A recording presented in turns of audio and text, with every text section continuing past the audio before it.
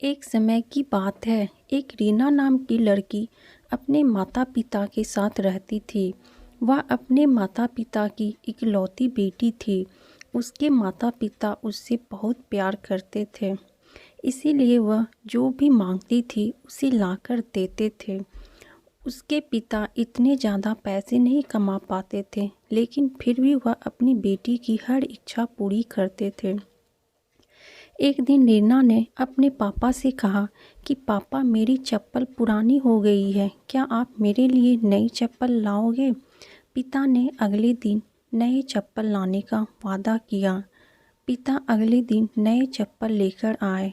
रीना नई चप्पल देखकर बहुत खुश हुई और चप्पल पहनकर पूरे दिन मोहल्ले में उछल कूद करती रही। शाम को वह घर आई और चप्पल उतारकर सो गई। अगली सुबह रीना वो चप्पल नहीं पहनती है और अपनी पुरानी चप्पल पहनकर खेलने चली गई। मम्मी से कहकर जाती है कि मम्मी, मुझे ये चप्पल पसंद नहीं है, मैं अपनी पुरानी चप्पल ही पहनूंगी। उसकी ये बात उसके पापा सुन लेते हैं।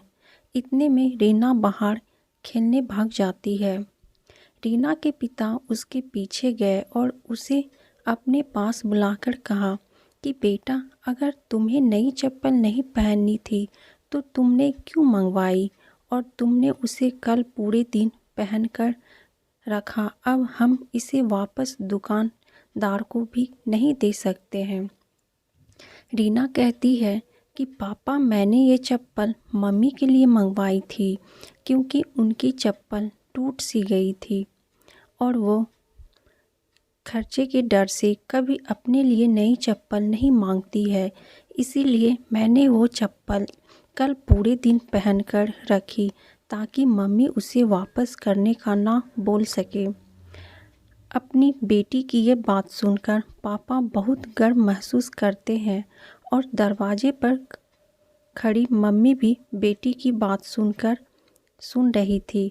वह भी मन ही मन बहुत खुश हुई कि इतनी सी बच्ची में इतनी समझ है।